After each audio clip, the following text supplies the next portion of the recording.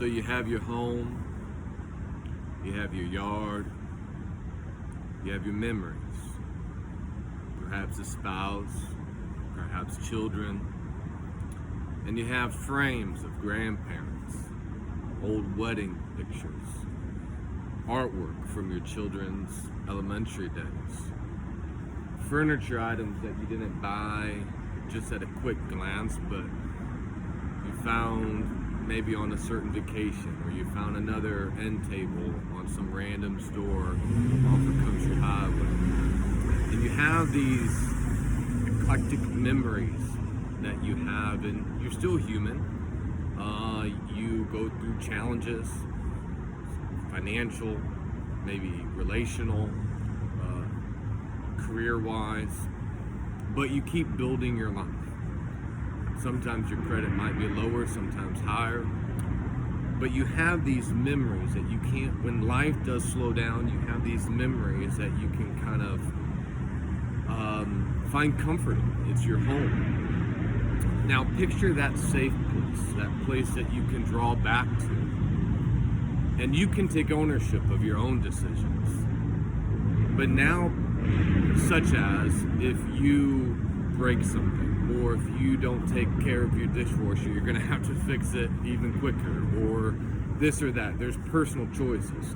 However, now let's take it to a level where you have been intruded upon. Someone broke in and they defiled you. They stole from you. They destroyed items. Maybe they burnt your house down. Maybe they hurt or touched loved ones of yours. Pretty soon you are dealing with a circumstance that is vicious, and it's metal on metal, and there's no give, and you are now a victim having to figure out the circumstance. We see this all the time in narrations of books and movies and everyday life history and news stories.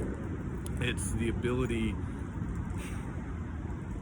rather figuring out the ability of how to react to situations where we find ourselves victim.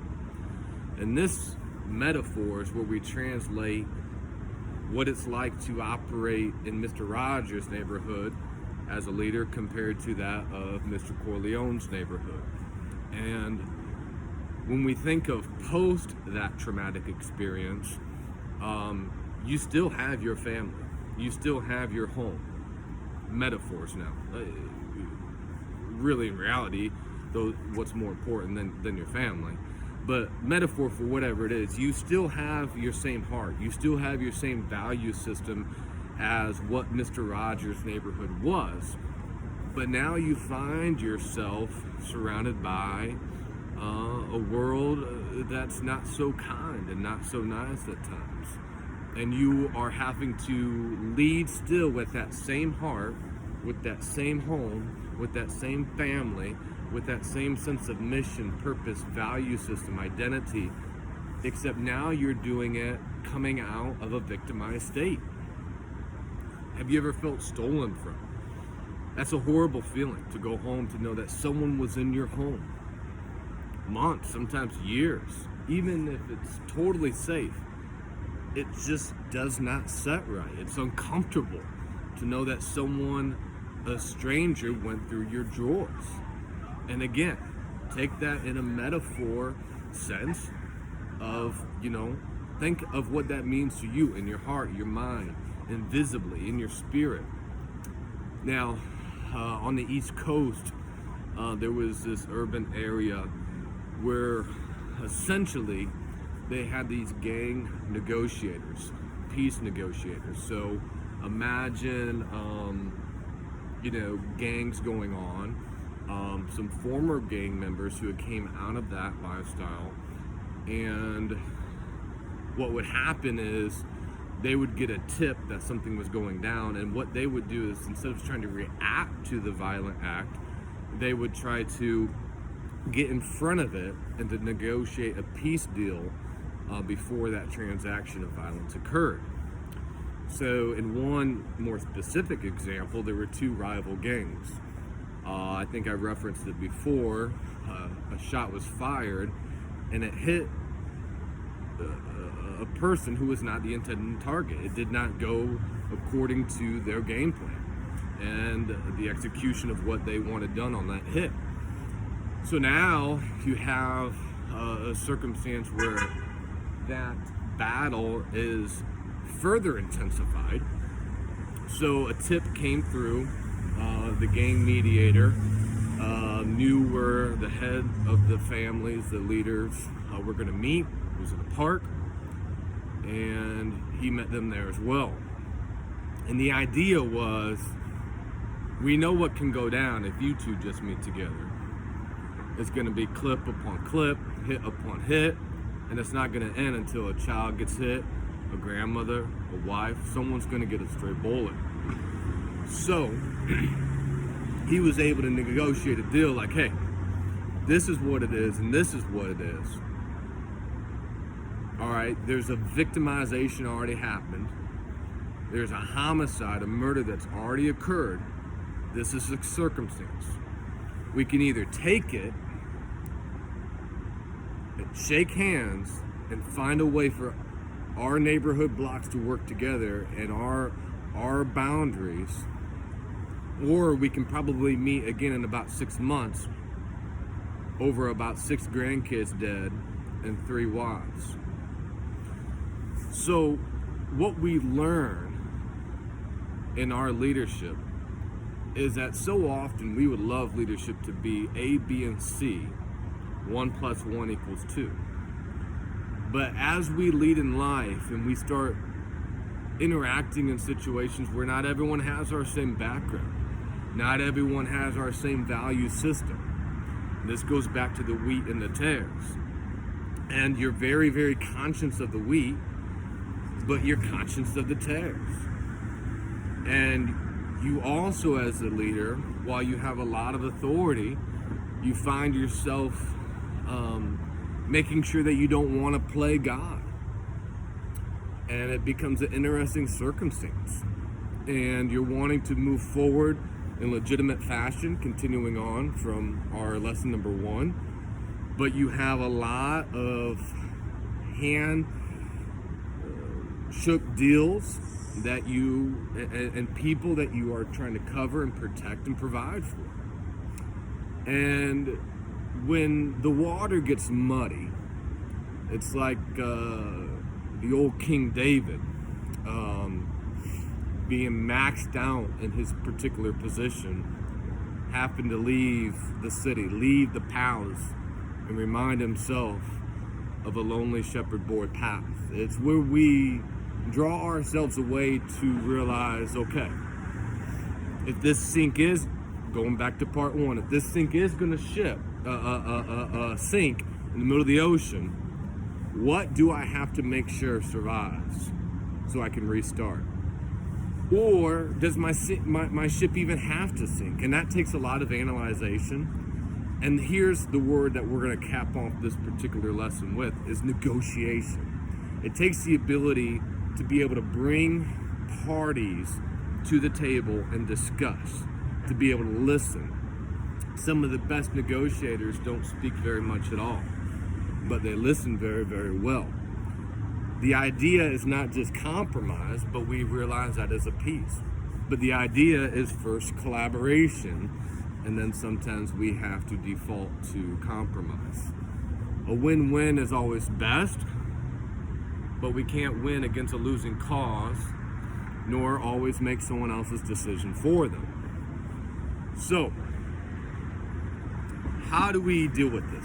A great example is how I conduct my personal family. We have family dinner.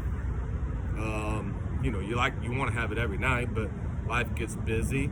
But I do know for sure, Sunday night, most likely, unless we go on to eat or there's a shindig going on or this or that, our family knows we're going to gather at the physical table. Now, Monday night we might too, but we might be super busy. There might be 2-3 activities going on, basketball practice. We might eat on the run. We might eat in the living room. It'd be nice, right? I do know for sure we're going to start each day pretty much having some quiet coffee, hopefully a little breakfast. those touch points are so important. But even family dinner, you know, one thing that I express to my family is that, I'll just put it in words for this lesson, or just kind of go with the spirit of what I say, is like, look, it doesn't matter what happens during the week, highs and lows.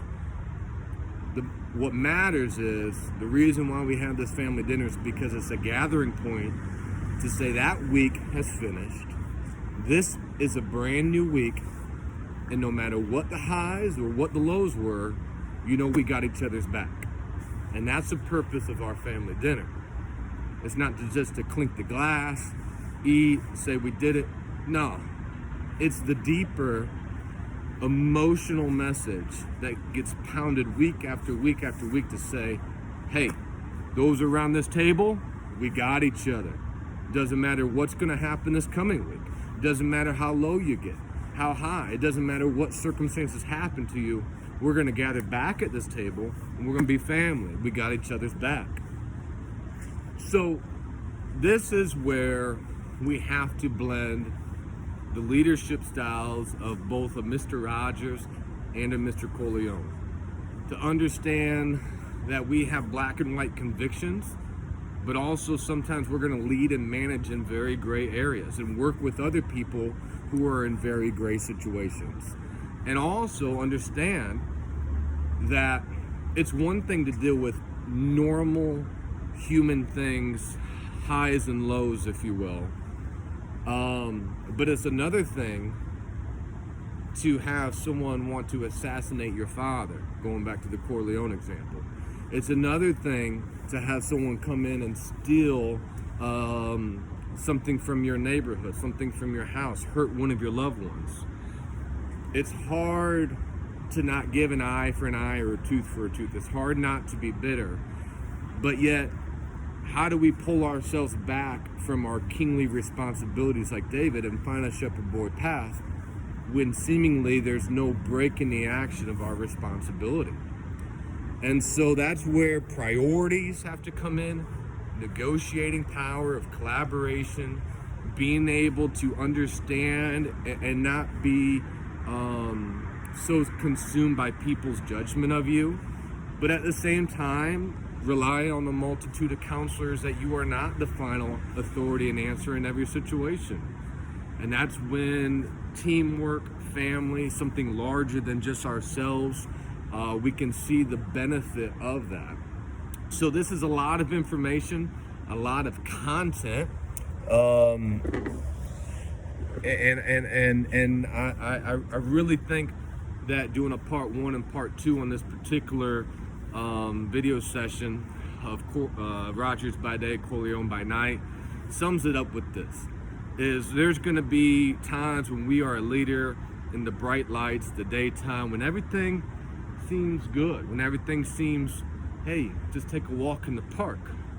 But then there's also going to be times in our leadership when that same walk in the park at 11 o'clock in the morning, 2 o'clock in the afternoon feels a little different at 11 o'clock at night or 2 in the morning. Take where I'm at downtown right now in our beloved downtown St. Louis. I tell you what, I'm here by Caldi's in our little city park. It's a little bit of a different feel there at 2 in the afternoon sipping on coffee with all the businessmen than me hanging out. It's not 11 o'clock right now, or 2 in the morning, but it's a little bit different. And so when we learn, you can only be a leader in the daytime so long. If you lead long enough, you're going to lead in the nighttime too. And that's what brings our leadership full circle. Stay tuned. We're going to continue on in this Gangsta series. We believe in you.